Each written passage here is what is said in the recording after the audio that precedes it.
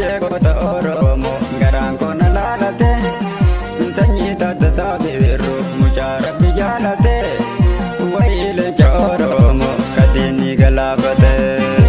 barreeffame seenaan kee galmee goototaa irratti falmaa jira oromoon alaa biyya keessatti indhaabanna siidaa kee borbirbirsa gooratti ajeen falmataa saaba dhugaa jirtu dubbate fardiituun ka oromo mililiktu fuudhate galuu qaba fardichi dhalootatti dhaamate osooma waliin jirru ajeemaa nu deessite jireenya jiruun taane nutti golgoleessite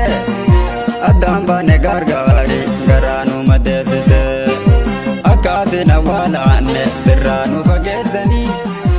alaabaan tanaaf taanya ittiin si gaggeessanii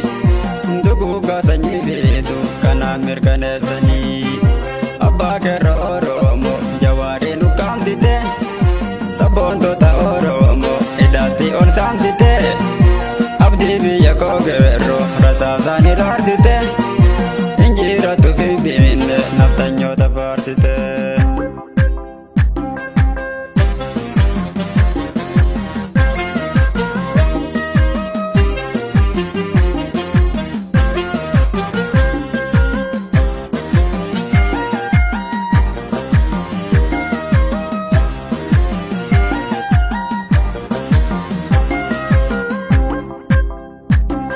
Lafa galgaleessite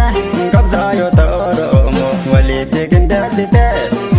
lubbuu kaballeessite onnee nu madeessite madoollaalate hafe nu caccabsanii hafe